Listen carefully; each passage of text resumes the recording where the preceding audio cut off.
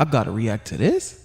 Are women in Islam oppressed? The media always portrays Islam as oppressing women, stripping them away from their rights. But is this really true? Today, let's look at the facts and decide together. The hijab cannot be forced in Islam. Islam promotes freedom of choice. Okay, so this is what happens when you are deceived or just outright ignorant or just want to lie to people just to lie to people. This video is very disturbing to me because as a woman, I feel like either she doesn't have enough information on Islam or she's just ignored a lot of the passages that clearly show that Islam does in fact oppress women, can oppress women, and is blatantly violent towards women. Islam is free choice. The hijab is a choice. It's a statement of devotion to your creator. It's a sign of respect. It's a sign of dignity. No one can tell you what you can and cannot wear. Not your husband, not your father, not your brother, no one. And not just what you can't wear. They can't tell you what to do in religion, period. Now, I don't want to focus too much time on this whole hijab thing because it gets a little tricky. Let's just go to a website, hijabo.in, and let's hear what they have to say about the hijab. So it says, according to the Holy Quran, wearing a hijab is a must.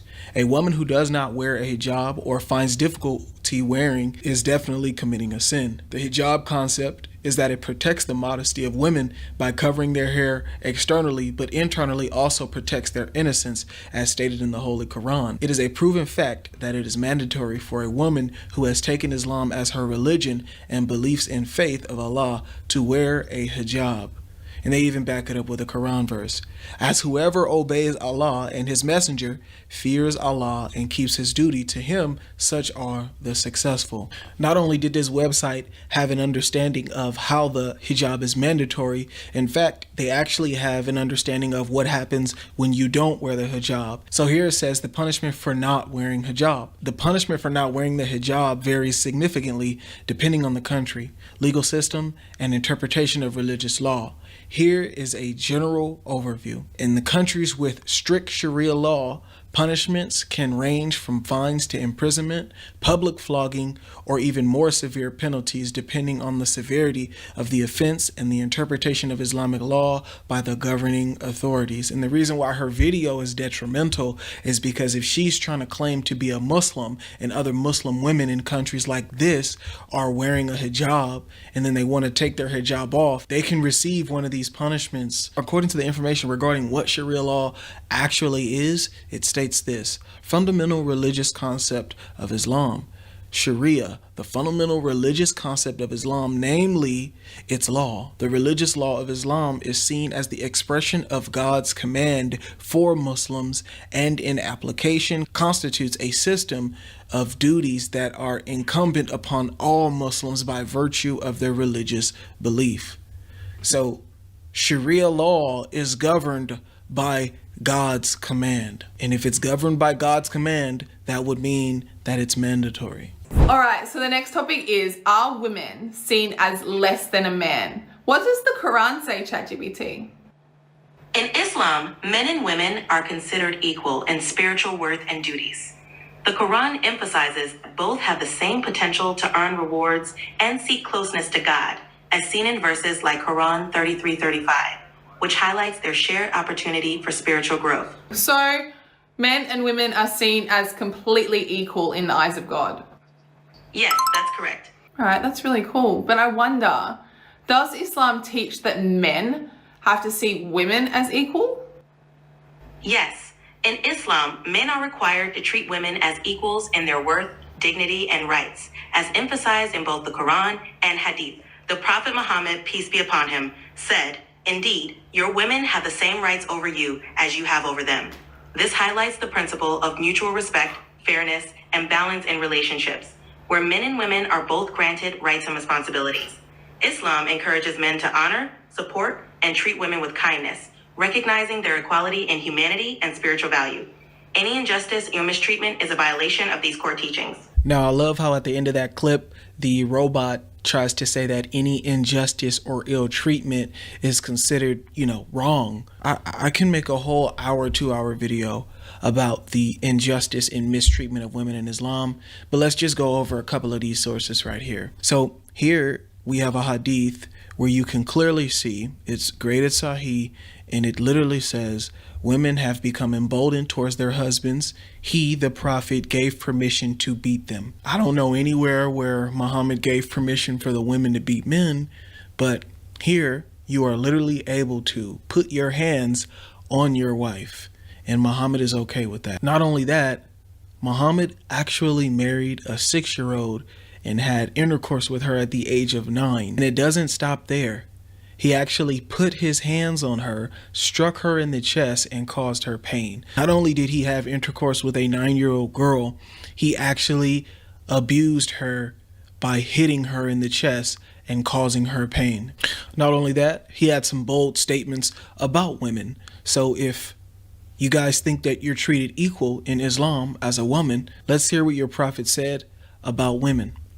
Did you know that he said, "Never will succeed such a nation as makes a woman their ruler"?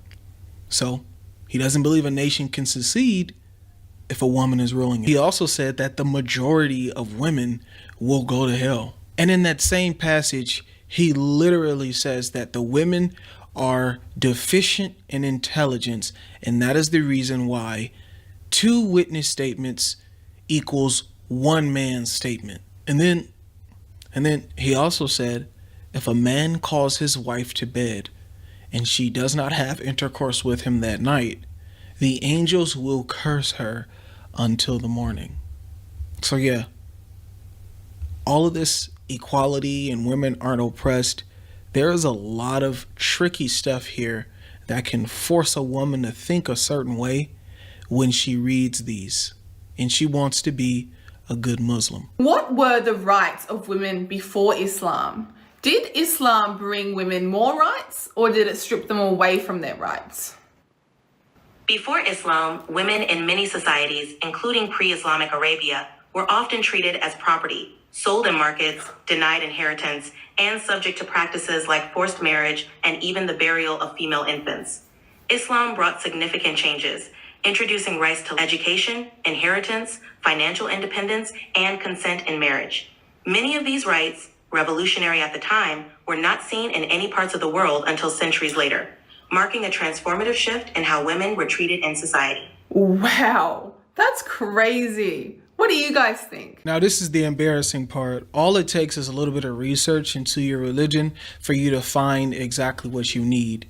But when you actually deep dive and do a real study of what that religion teaches, you will sometimes find stuff that you don't want to read. And I think this may be what she did, because here on this part, that robot is literally lying to her. It's telling her that before Islam, women were treated as property, traded, and etc.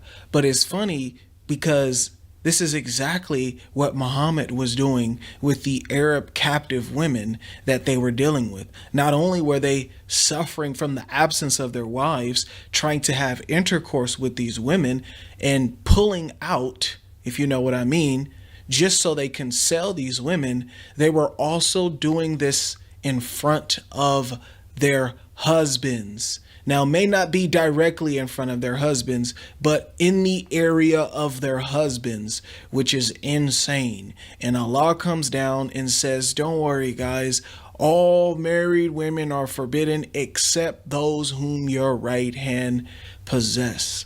So, as long as you're a captive, Muslims can have their way with you because the Quran allows it. So, yeah, if you're going to ask, what do I think?